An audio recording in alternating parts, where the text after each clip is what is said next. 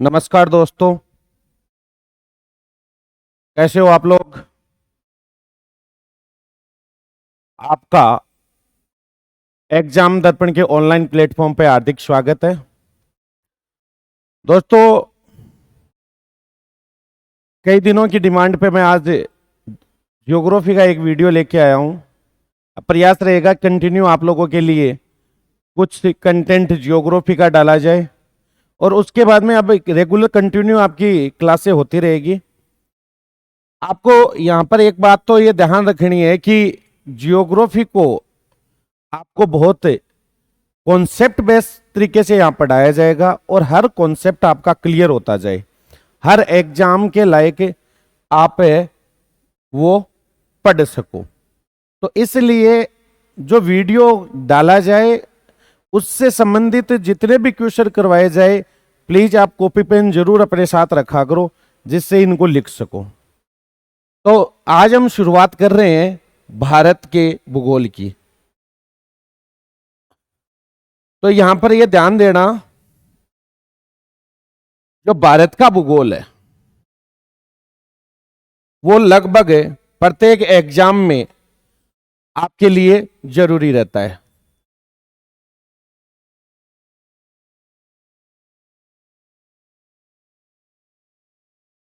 दोस्तों यहां ध्यान रखना, एसएससी या 10+2,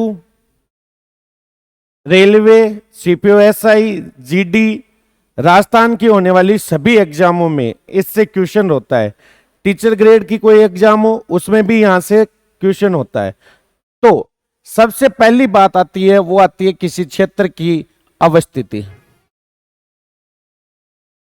अवस्थिति एवं विस्तार।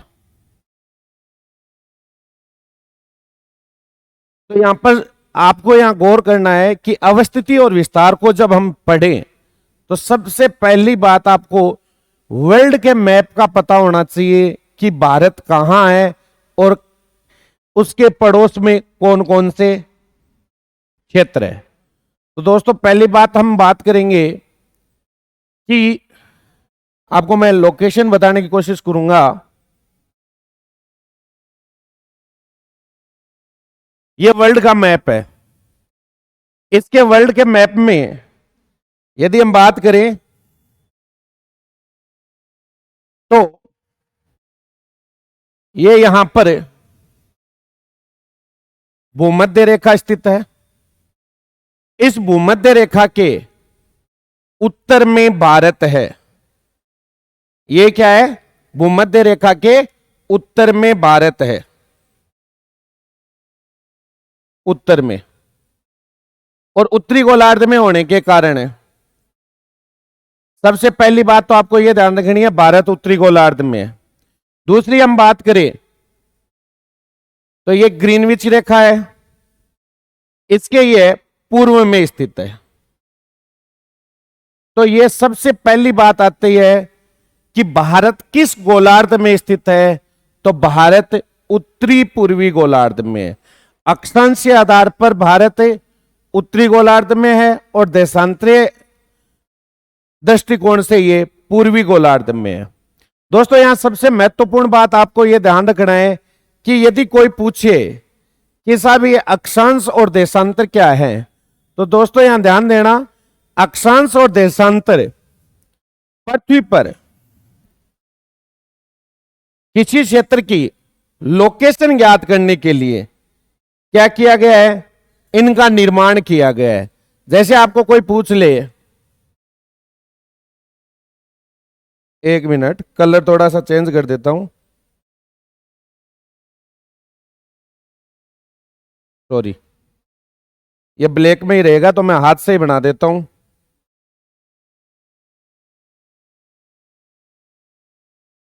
शायद विजिबल नहीं हो रहा है, चलो जी हाथ से बना देते हैं। यह संपूर्ण पृथ्वी है। पृथ्वी पर कोई भी क्षेत्र है उसकी यदि अवस्थिति को हम पता करें तो उसके लिए पृथ्वी के केंद्र से एक रेखा खींची गई है जो वर्ताकार पथ में, यह वर्ताकार पथ में जिसको 0 डिग्री अक्षांश कहते हैं। इस रेखा को इंग्लिश में इक्वेटर कहते हैं। यह पृथ्वी का सबसे बड़ा सर्किल है, इस कारण इसको ग्रेट सर्किल भी कहते हैं, विषुवत रेखा भी कहते हैं और भूमध्य रेखा भी कहते हैं। इस रेखा के उत्तर में जो स्थित भाग है वो है उत्तरी गोलार्ध। दक्षिण में स्थित जो भाग है उसे कहते हैं दक्षिणी गोलार्ध। यहां पर सबसे महत्वपूर्ण बात यह है कि अक्षांश कहेंगे किसे, तो अक्षांश वो रेखाएं हैं जो पृथ्वी के केंद्र से खींचे गए कोणों के समान मानों को मिलाने वाली रेखा है। जैसे मान लो यहां से ये 1 डिग्री का कोण बनाया, यहां पर भी 1 डिग्री का बनाया और इसको मिला दिया तो ये 1 डिग्री अक्षांश रेखा है। इसी तरीके से ऊपर की तरफ अक्षांश बनते गए जो वर्ताकार हैं। दोस्तों यहां ध्यान रखना, इस 0 डिग्री के उत्तर में जितने भी अक्षांश स्थित हैं उनको हमने क्या कहा है, उत्तरी अक्षांश कहा है। यहां पर सबसे बड़ी बात यह भी आती है कि 0 डिग्री है वो निम्न अक्षांशों में गिना जाता है और 90 डिग्री है वो क्या है, उच्च अक्षांशों में गिना जाता है। तो यह ध्यान रखना, इस रेखा के ऊपर वाले जितने भी अक्षांश हैं उनको हम उत्तरी अक्षांश कहेंगे। यहां पर छोटी सी बात हम पढ़ेंगे जो गौर करने वाली है।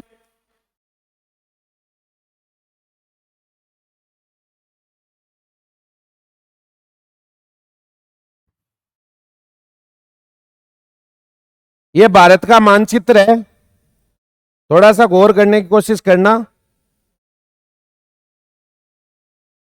इसकी यदि लोकेशन का निर्धारण करें हम तो यह है 8 डिग्री 4 मिनट और यह है 37 डिग्री 6 मिनट।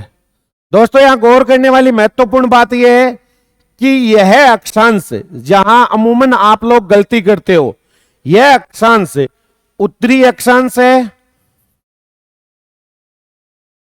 और यह भी उत्तरी अक्षांश है। यहां पर ज्यादातर आप लोग दक्षिणी अक्षांश कर देते हो, डिजिट तो याद कर लेते हो पर यह अमूमन आप लोगों से गलती हो जाती है। तो ऐसा क्यों है, क्योंकि आप क्या पढ़ते हो, आपका यह दृष्टिकोण रहता है उत्तर दक्षिण पूर्व पश्चिम, जबकि आपको मैं बताऊं कि भारत है वो उत्तरी गोलार्ध में यहां स्थित है। तो यहां से हम चले 0 1 2 3 4 और 8, तो इस रेखा के ऊपर के जितने भी अक्षांश है वो क्या है, उत्तरी अक्षांश है। और 8 के बाद में 9 10 11 और यहां आते आते 37। इसका मतलब क्या है कि 8 डिग्री और 37 डिग्री दोनों उत्तरी गोलार्ध में है और ये उत्तरी अक्षांश है। यहां पर सबसे महत्वपूर्ण बात है, यदि भारत यहां होता तो चाहे ये उत्तरी हिस्सा होता, परंतु क्या है, भारत का उत्तरी हिस्सा है परंतु ये दोनों दक्षिणी अक्षांश होते। यदि भारत यहां होता तो ये उत्तरी होता और ये दक्षिणी होता। तो आप लोग ऐसी गलती कभी मत कर देना। एक चीज और है, यहां पर आप लोग यहां पर क्या करते हो, आपको पूछा जाता है कि राजस्थान किस गोलार्ध में स्थित है।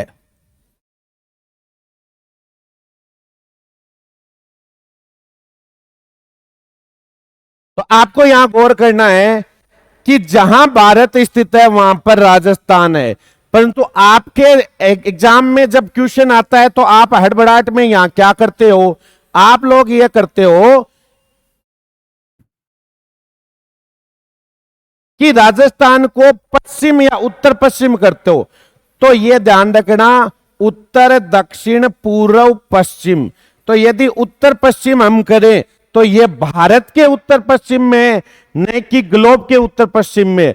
तो राजस्थान ग्लोब पर उत्तर पूर्व में स्थित है, भारत भी उत्तर पूर्व में स्थित है।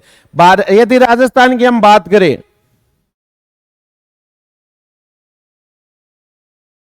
एक मिनट,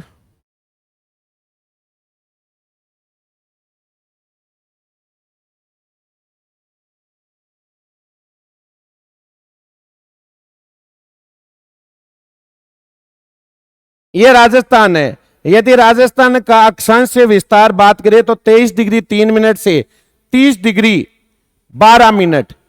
तो यहां पर भी क्या आता है, उत्तरी अक्षांश आता है, न कि दक्षिणी अक्षांश आता है। यह भी क्या आता है, उत्तरी अक्षांश आता है। तो यहां पर सबसे महत्वपूर्ण बात यह ध्यान रखनी है कि भारत उत्तरी पूर्वी गोलार्ध में स्थित है। सबसे महत्वपूर्ण बात यह है। इसके बाद में हम बात करते हैं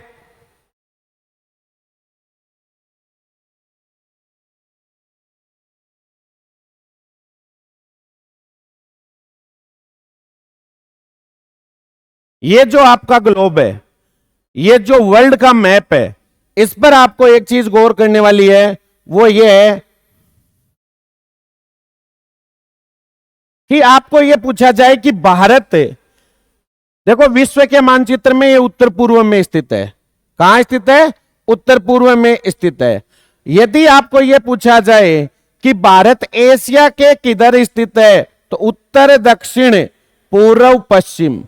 तो यह ध्यान रखना, भारत एशिया के दक्षिण में स्थित है। यह सबसे महत्वपूर्ण बात है, यह ध्यान रखना। अब आपको यदि कोई पूछे कि भारत का देशांतरीय विस्तार कितना है, तो देखो दोस्तों, इसमें आपको ध्यान रखना है कि यहां से यहां, इसको कहते हैं 0 डिग्री देशांतर। इसके इधर अर्धवृत्ताकार रूप में देशांतर खींचे गए हैं। और ये जो देशांतर है, ये इस रेखा के इधर है, यानी ग्रीनविच रेखा के इधर जो है, उनको हम कहेंगे पूर्वी देशांतर। और ग्रीनविच रेखा के इधर वाले हैं, उनको हम कहेंगे पश्चिमी देशांतर। तो भारत यहां स्थित है। भारत कहां स्थित है दोस्तों, भारत यहां स्थित है। यहां स्थित होने के कारण जो देशांतर हैं वो कौन से होंगे, तो देशांतर होंगे दोस्तों पूर्वी। कौन से देशांतर होंगे, पूर्वी देशांतर होंगे इधर। और इधर वाले क्या होंगे, पश्चिमी देशांतर। तो यदि भारत के संदर्भ में आपसे पूछा जाए तो भारत का देशांतरीय विस्तार देखो, 8 डिग्री 4 मिनट उत्तरी अक्षांश, 37 डिग्री 6 मिनट उत्तरी अक्षांश, 68 डिग्री 7 मिनट पूर्वी देशांतर। ये इधर ध्यान रखना, आप गफलत में क्या नहीं कर दें, गफलत ये ना कर दे कि आप पूर्वी देशांतर की जगह पश्चिमी कर दो। और 97 डिग्री 25 मिनट पूर्वी देशांतर, ये आप लोगों को गौर रखना है। तो भारत का अक्षांश से विस्तार कितना हुआ, 8 डिग्री 4 मिनट से 37 डिग्री 6 मिनट उत्तरी अक्षांश, दोनों अक्षांश उत्तरी है। और देशांतरीय विस्तार हो गया 68 डिग्री 7 मिनट से 97 डिग्री 25 मिनट। यहां पर एक लॉजिक और ध्यान रखना, यहां के लगभग, ये थोड़ा सा इससे नीचे समझना आपको, यहां पर है इंदिरा पॉइंट है। और इंदिरा पॉइंट का जो विस्तार है वो ये आता है 6 डिग्री 4 मिनट उत्तरी अक्षांश। तो ये भी ध्यान रखना, कई बार क्वेश्चन आता है कि भारत में मानसून सबसे पहले कहां पहुंचता है, तो वहां पर वो लॉजिक ये लगाता है, मुख्य भूमि में तो केरल पहुंचता है, परंतु वो लॉजिक ये लगाता है कि उसको लोकेशन का पता है या नहीं है। इस कारण ये ध्यान रखना, इंदिरा पॉइंट या अंडमान निकोबार द्वीप समूह है।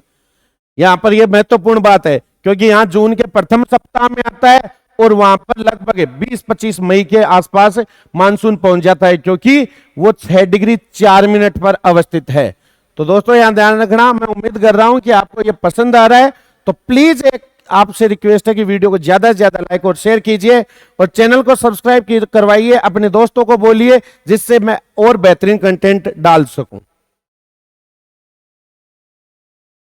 तो अवस्थिति और विस्तार की हमने बात की। अब जैसे विस्तार की बात करें तो भारत का क्षेत्रफल कितना है भाई, 32,87,263 किलोमीटर स्क्वायर एरिया में। वर्ग किलोमीटर बोल दो चाहे किलोमीटर स्क्वायर एरिया बोल दो। यदि आपको पूछे कि भारत से बड़े कितने देश है, तो रूस, कनाडा, चीन, USA, sorry Brazil, Australia, Bharat, और भारत के बाद में आ जाता है अर्जेंटीना। तो भारत 1, 2, 3, 4, 5, 6 और 7वें नंबर का बड़ा देश है। यह विश्व की 2.4% भूमि पर अवस्थित है। यह भी ध्यान रखना, विश्व का कितना प्रतिशत भूभाग है भारत के पास? 2.4 भूभाग। और यदि आपको यह पूछा जाए कि भारत में विश्व का कौन सा स्थान है जनसंख्या में, तो अभी तो दूसरा है, और लगभग 17.5% जनसंख्या भारत में निवास करती है विश्व की। कितने प्रतिशत कर रही है दोस्तों? 17.5% निवास कर रही है। तो यहां पर यह ध्यान रखना। नेक्स्ट स्लाइड में हम तुम कुछ बातें कर लेते हैं जो ज्यादातर आता है। देखो दोस्तों, भारत है वो 3 ओर से समुद्र से घिरा हुआ है। देखो यहां गौर करने वाली बात है, ये देखो यहां पर क्या है? बंगाल की खाड़ी, यहां पर क्या है? हिंद महासागर, और यहां क्या है? अरब सागर। वैसे है ये जो अरब सागर है या बंगाल की खाड़ी है वो हिंद महासागर का हिस्सा है, पर कुछ क्षेत्र विशेष में उसको अरब सागर कहते हैं और इधर क्या कहते हैं? बंगाल की खाड़ी कहते हैं। यहां पर एक चीज और ध्यान रखना, एक तो आता है गल्फ और एक होता है शब्द बे। दो में डिफरेंस समझना, बे एंड गल्फ। दोस्तों यहां गौर करना, बे जो शब्द है वो जो खाड़ी क्षेत्र है, देखो खाड़ी दोनों को ही खाड़ी बोलते हैं, परंतु खाड़ी कहते किससे? पहली बात तो ये खाड़ी वो जलीय क्षेत्र जो 3 ओर से स्थल से घिरा हो। जैसे देखो ये वाला है, ये बंगाल की खाड़ी, तो इधर ये आपका अराकानियोमा आ जाता है, क्या का? म्यांमार का। तो ये जल है ये 3 ओर से स्थल से घिरा हुआ है। परंतु बे का मतलब है जिसका मुंह क्या है? चौड़ा हो। यहां पर देखो ये। और अब हम बात करते हैं गल्फ ऑफ मैक्सिको, जहां पर क्या है? इस तरीके से ये गल्फ ऑफ मैक्सिको है, मैक्सिको की खाड़ी। इसको गल्फ बोलते हैं और इसको बे बोलते हैं। बे का मतलब है मुंह खुला है और गल्फ का मतलब है मुंह क्या है? संकड़ा है। तो दोस्तों यहां पर ध्यान रखना, 3 ओर से सागरीय भागों से घिरा हुआ है। इसे उपमहाद्वीप की संख्या दी है, यानी इसमें कंडीशन ये आती है कि उपमहाद्वीप में जो कंडीशन पाई जाती है उनमें लगभग भारत में, मतलब महाद्वीप में जो एक विशेषताएं पाई जाती है वो लगभग भारत में भी पाई जाती है। इस कारण ये उपमहाद्वीप में आता है। आर्यावर्त, पहले नाम इसका आर्यावर्त था, राजा भरत के नाम पर इसका नाम पड़ा भारत। ईरानियों ने, यहां पर नदी बहती है सिंधु, और सिंधु नदी को ईरान में क्या सैको है प्रोनाउंसिएशन करते हैं, तो सिंधु को इन्होंने क्या कहा? हिंदू, और हिंदू का तो ये हिंदुस्तान हो गया। तो ये ध्यान रखना, ईरानियों ने क्या कहा? हिंदुस्तान। बौद्ध ग्रंथों में क्या है? जम्बूद्वीप कहा गया है, और यूनानियों ने भारत को इंडिया कहा है, और मूल रूप से संविधान में भारत और इंडिया शब्द का प्रयोग किया गया है।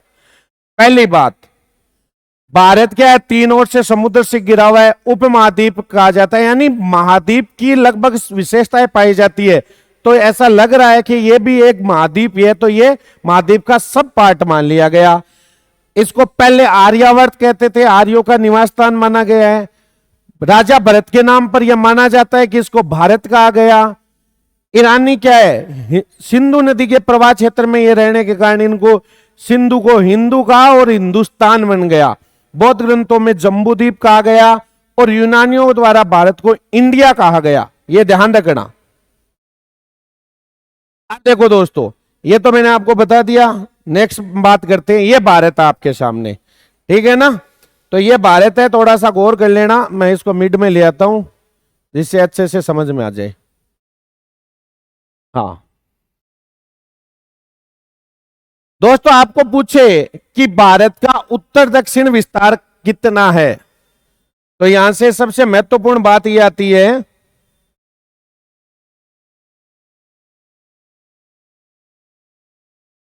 यह उत्तर दक्षिण और यह है पूर्व पश्चिम।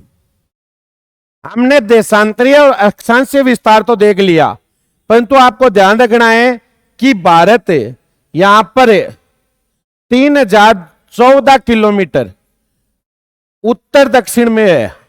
यहां पर है उत्तर और यह है दक्षिण, यह है पूर्व और यह है पश्चिम। 3214 किलोमीटर उत्तर दक्षिण विस्तार है, 2933 किलोमीटर। अब आपको कोई पूछा जाए कि पूर्व में कौन सा राज्य है, पश्चिम में कौन सा है, तो दोस्तों यहां ध्यान रखना, यहां है अरुणाचल प्रदेश।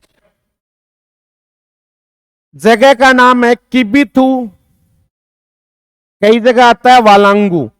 ये लगभग एक ही देशांतर पर है, तो ये ध्यान रखना। यहां पर जगह है गुजरात राज्य है, जगह का नाम है गोहर माता, गौर माता, ऐसे कई बार शब्द आता है, और कई बार यहां पर शब्द आ जाता है सरक्रीक, कच्छ जिले की बात है यहां पर।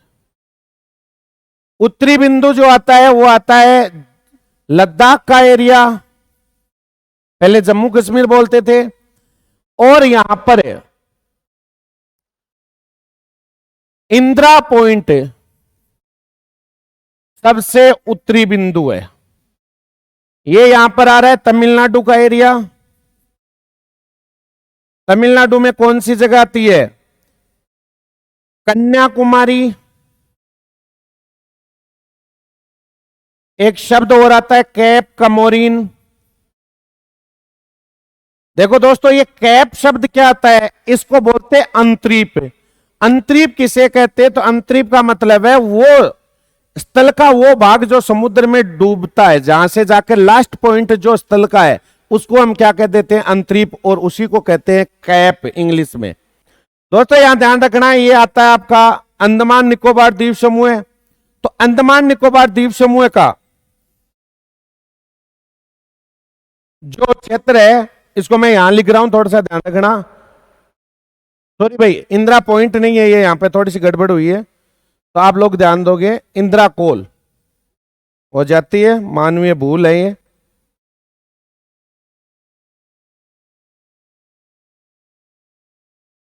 इंदिरा कोल, और ये है इंदिरा पॉइंट। इसको पार्सन पॉइंट, पिग्मेलियन पॉइंट भी कहते हैं।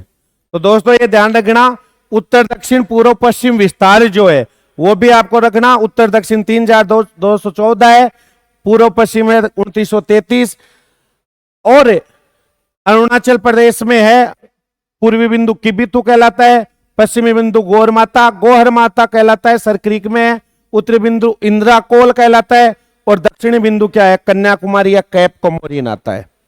तो ये आप लोगों को ध्यान रहना चाहिए, स्क्रीनशॉट ले लेना इनका।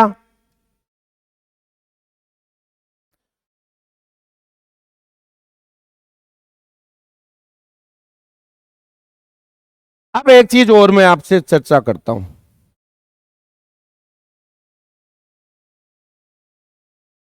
यदि आपसे यह पूछा जाए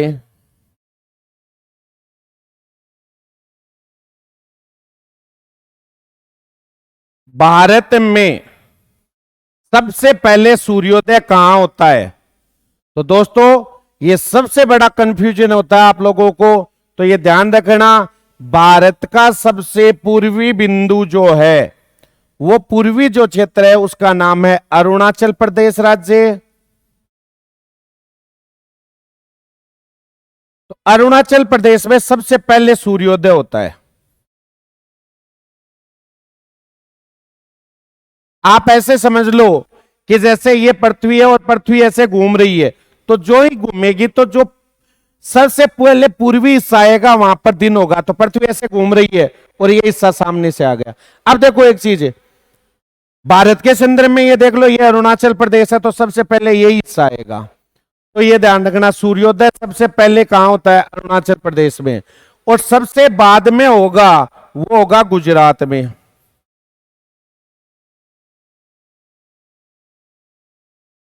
अब आपको यह क्वेश्चन कंफ्यूज करने के लिए पूछ लिया जाए कि सूर्यास्त सबसे पहले भारत में कहां होता है? ज्यादातर लोग कहां चले जाते हैं? गुजरात। अरे जहां सूर्योदय होता है वहीं सूर्यास्त होगा सबसे पहले, तो सूर्यास्त भी यहीं होगा।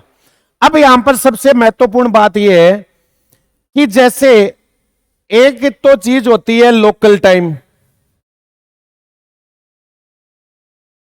तो क्या होता है मैं आपको बताता हूं।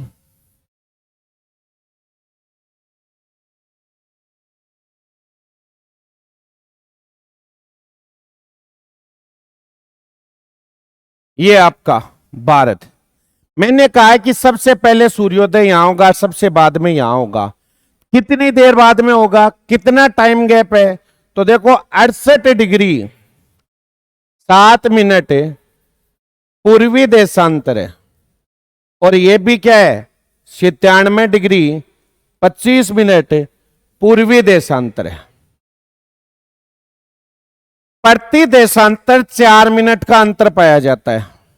कैसे पाया जाता है? थोड़ा सा गौर कर लेते हैं दोस्तों। पूरी पृथ्वी पर जो देशांतर रेखाएं हैं, जो कोणीय स्थिति है, वो 360 है। और पृथ्वी एक चक्कर पूरा करने में 24 घंटे का टाइम लेती है। तो ये ध्यान रखना, 360 डिग्री घूमने में समय लगता है 24 घंटे। और 24 घंटे को यदि हम मिनट में बदल ले, यानी 60 से गुणा कर ले, तो आ जाएगा 1440।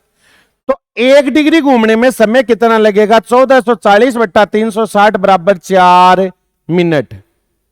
भाई 24 घंटे 60 से गुणा कर दिया तो मिनट आ गई 1440, और 1440 यानी 360 डिग्री घूमने में समय लगता है 1440 मिनट, तो 1 डिग्री घूमने में समय लगेगा 360। अब देखो यहां पर इसका गैप कितना है, तो ध्यान देना, 97 डिग्री 25 मिनट में से 68 डिग्री 7 मिनट घटाने पर 29 डिग्री 18 मिनट आती है। तो दोस्तों यहां ध्यान देना, आपकी तरफ से यहां गौर करोगे, यहां पर मान लो सूर्य की लंबवत स्थिति है, तो अगले देशांतर पर सूर्य जो ही लंबा होगा, यानी कि वो पृथ्वी इधर घूमेगा, तो 4 मिनट लगेंगे। उससे अगले पर फिर 4 लगेगी, उससे अगले पर फिर 4 लगेगी। तो यहां पर भारत में भी क्या है, ये अंतर आता जाएगा। जैसे ये 97 96 95 94 93 92 91 90 89 88, ऐसे करते करते हम यहां तक आ जाएंगे 68 डिग्री पर। अब देखो यहां पर पूर्व में क्या है, सूर्योदय पहले हो रहा है, इसका मतलब समय आगे होगा। पश्चिम में सूर्योदय बाद में हो रहा है, तो इसका मतलब बाद में होगा। तो यहां सबसे महत्वपूर्ण बात, यदि यहां 7 बजे हैं, जैसे मान लो सुबह के 7 बजे है, तो यहां पर इस देशांतर पर समय होगा 6:56, क्योंकि 4 मिनट कम होगा। यहां पर कितना होगा? 6:52। तो साहब यहां पर कितना अंतर होगा? तो पर्टिकुलर इस चीज का ऐसे पता न करके ऐसे करते हैं कि देशांतरीय विस्तार में अंतर कितना है, तो 97 डिग्री 25 मिनट से 68 डिग्री 7 मिनट पूर्वी देशांतर से 97 डिग्री 25 मिनट अंतर आया 29:18। एक बार इसको राउंड फिगर में कर लेते हैं, 30 देशांतर है, तो एक देशांतर पर अंतर होता है 4 मिनट का, तो 30 पर कितना हो गया? 120। कहने का मतलब है यहां से यहां का समय अंतराल होगा वो 120 मिनट है या 2 घंटे, ये अंतर होगा। कितना अंतर होगा? 2 घंटे का अंतर होगा। ये आप लोगों को ध्यान रखना है। तो अब देखो दोस्तों, इसमें एक नई बात और बताता हूं आपको।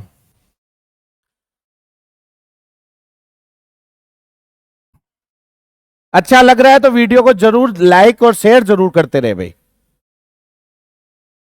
ये स्टार्टिंग की क्लास है, आगे और भी शानदार शानदार क्लास आएंगी। दोस्तों यहां गौर करना, यहां पर हमने जो देशांतरीय विस्तार बताया, तो इसमें हर देशांतर पर जो समय अलग अलग हुआ, तो उससे तो क्या हो जाएगी, समय की विसंगति हो जाएगी। तो वो जो समय, उसको तो बोलते हैं हम स्थानीय समय। स्थानीय समय यानी स्थान विशेष पर सूर्य की स्थिति के कारण जो समय होता है उसको कहते हैं स्थानीय समय। परंतु आपको पता है कि यदि हमारे पास 8 बज रही है तो पूरे भारत की एक साथ 8 बजी हुई है, इसे क्या कहते हैं, तो इसे कहते हैं स्टैंडर्ड टाइम, मानक समय। मानक समय होता है क्या है दोस्तों, मानक समय होता है कि किसी एक देशांतर को किसी बड़े भौतिक क्षेत्र या एक देश पर लागू कर दिया जाए कि उस पर जो समय हो रहा है वो पूरे उस भौतिक क्षेत्र का होगा या देश का होगा। ऐसे तो देशों में कई एक से ज्यादा भी है, जैसे रशिया में 11 है, क्योंकि वो पूर्व पश्चिम जो विस्तार है वो बहुत ज्यादा है। इस कारण ज्यादा होने के कारण क्या होता है कि उसके अलग अलग टाइम जोन है। तो भारत का मानक समय देशांतर है वो है 82.5 डिग्री पूर्वी देशांतर। तो दोस्तों ये है मानक समय। ये आपका मानक समय 5 राज्यों से गुजरता है। कौन कौन से, ये यूपी से गुजरता है, मध्य प्रदेश से गुजरता है, ये छत्तीसगढ़ से गुजरता है, और ये ओडिशा से गुजरता है, और आंध्र प्रदेश से गुजरता है। ये 5 राज्यों से गुजर रहा है। और यहां पर है कर्क रेखा, ये 8 राज्यों से गुजरती है। कर्क रेखा 23.5 डिग्री उत्तरी अक्षांश को क्या कहते हैं, कर्क रेखा गुजरती कहते हैं। और कर्क रेखा है वो 8 राज्यों से गुजरती है। और 8 राज्य कौन कौन से हैं, तो दोस्तों यहां ध्यान रखना, गुजरात, ये राजस्थान का कुछ हिस्सा भी आ जाता है इसमें, और एमपी, छत्तीसगढ़, यहां पर ये आ जाता है आपका झारखंड, मैं लिख यहां रहा हूं ऐसे मत समझ लेना, झारखंड, और वेस्ट बंगाल, त्रिपुरा और मिजोरम। ये एक दूसरे को जहां काटती है, यानी कर्क रेखा और भारत की मानक समय देशांतर रेखा जो एक दूसरे को काटती है, वो जगह है छत्तीसगढ़ की सरगुजा। ये ऐसे लिखने का मतलब यही है छत्तीसगढ़ को, कि याद हो जाए आप लोगों के कि स्टेट कौन सा बताया गया। तो ये होता है दोस्तों मानक समय। तो दोस्तों मैं उम्मीद कर रहा हूं कि आपको ये वीडियो काफी पसंद आएगा, काफी यूजफुल होगा। आप कमेंट करके जरूर बताएं, जिससे आपको और भी अच्छे अच्छे वीडियो मिल सके। धन्यवाद दोस्तों। नेक्स्ट क्लास में हम भारत की अंतर्राष्ट्रीय सीमाओं के बारे में पढ़ेंगे, भारत के अंतर्राष्ट्रीय बॉर्डर पर जो राज्य हैं उनके बारे में पढ़ेंगे, और हम तटीय सीमा के बारे में पढ़ेंगे। तटीय सीमाओं में जो चैनल बने हुए अलग अलग देशों के साथ, उनके बारे में पढ़ेंगे। तो अगली क्लास में आप जरूर लाइव आए। और मैं आपको एक और बात बताता हूं कि आपको हिंदी की भी इसमें शानदार वीडियो देखने को मिलेंगे, और भी मैं प्रयास कर रहा हूं। तो आप लोग लगातार मेरे साथ जरूर बने रहे। धन्यवाद दोस्तों।